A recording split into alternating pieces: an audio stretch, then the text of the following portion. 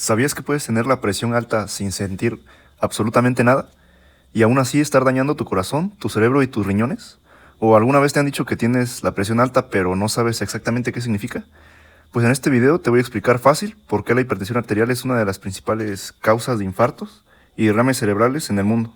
Y muchas personas ni siquiera saben lo que tienen. Todo esto de manera clara y con información médica actual. Primero, para empezar, ¿qué es la hipertensión arterial? Pues la hipertensión arterial es una condición en la que la presión con la que la sangre circula por las arterias se mantiene elevada de forma persistente. Esta presión depende de dos factores principales: la fuerza con la que el corazón bombea la sangre y la resistencia que ofrecen las arterias al paso de sangre. En condiciones normales, el sistema cardiovascular está diseñado para adaptarse a distintas situaciones, como el ejercicio o el estrés, donde la presión puede subir de manera temporal. Sin embargo, en la hipertensión, este aumento deja de ser transitorio y se vuelve constante, lo que obliga al organismo a adaptarse de forma crónica. Y en un inicio el corazón intenta compensar este aumento de presión para poder vencer la resistencia elevada de las arterias en el corazón, especialmente el ventrículo izquierdo. Tiene que generar más fuerza en cada latido. Como respuesta, el músculo cardíaco comienza a engrosarse en un proceso llamado hipertrofia del ventrículo izquierdo. Este mecanismo es similar a lo que ocurre cuando un músculo del cuerpo se fortalece con el ejercicio. Al trabajar más, aumenta su tamaño. Esta adaptación inicialmente es útil porque permite mantener un gasto cardíaco adecuado y asegurar que los órganos reciban suficiente sangre. Es decir, que el corazón logra sentir cumpliendo su función a pesar de la presión elevada. Sin embargo, con el tiempo esta compensación deja de ser beneficiosa. El músculo engrosado se vuelve más rígido, lo que dificulta que el corazón se llene correctamente durante la fase de relajación. Además, que el aumento del trabajo cardíaco incrementa el consumo de oxígeno del propio corazón, lo que puede favorecer la aparición de una enfermedad coronaria.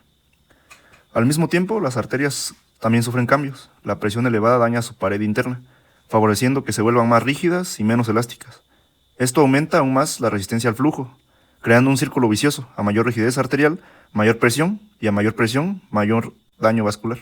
La presión arterial se expresa con dos números: la presión sistólica, que sucede cuando el corazón se contrae, y la presión diastólica, cuando el corazón se relaja. Un ejemplo podría ser 120 sobre 80 milímetros de mercurio.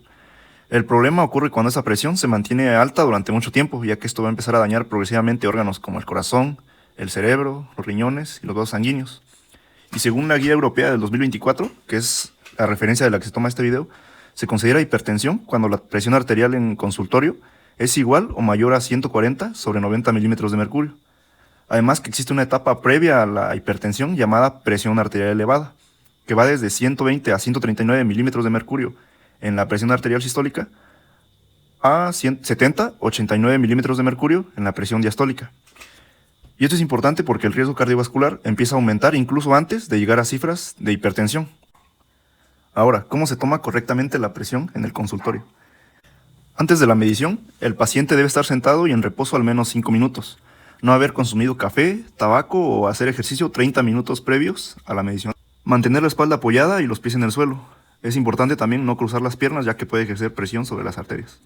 Y durante la medición, el brazo debe estar a la altura del corazón, se debe usar un equipo válido y el manguito debe estar del tamaño adecuado. La recomendación es tomar al menos 3 mediciones separadas por 1 o 2 minutos y promediar las últimas 2. También se recomienda medir en ambos brazos en la primera consulta. Ahora, ¿cómo se mide la presión en casa? La medición en casa es muy útil porque refleja mejor la presión en la vida diaria. Se recomienda usar un dispositivo automático válido, descansar 5 minutos antes de medir, tomar 2 mediciones por cada ocasión, medir por la mañana y por la noche y durante al menos 3 a 7 días. En casa se considera hipertensión cuando la presión es de 135 sobre 80 milímetros de mercurio. Ahora, los valores normales y cuándo preocuparse. Según la Guía Europea del 2024, una presión normal es menor a 120 sobre 70 milímetros de mercurio. Una presión elevada de 120 a 139 en la presión sistólica y de 70 a 89 milímetros de mercurio en la presión diastólica. Y ahora, se considera una hipertensión arterial cuando la tensión es igual o mayor a 140 sobre 90 milímetros de mercurio. Es importante saber que el diagnóstico no se hace con una sola medición, sino que debe confirmarse en diferentes momentos o en mediciones en casa. La clasificación actual ya no divide tanto en múltiples estadios como antes. Ahora se simplifica en 2 grandes grupos: presión elevada, que es cuando aún no es hipertensión, pero ya hay riesgo, y la hipertensión como tal, que se diagnostica a partir de 140 sobre 90 milímetros de mercurio. ¿Y por qué es peligrosa? La hipertensión muchas veces no da síntomas, por eso se le conoce como el enemigo silencioso. Con el tiempo puede provocar infartos, accidentes cerebrovasculares, insuficiencia renal y daño en la retina. Y el riesgo aumenta de forma progresiva conforme sube la presión arterial. Todos los pacientes, incluso antes de los medicamentos, deben hacer cambios en su estilo de vida.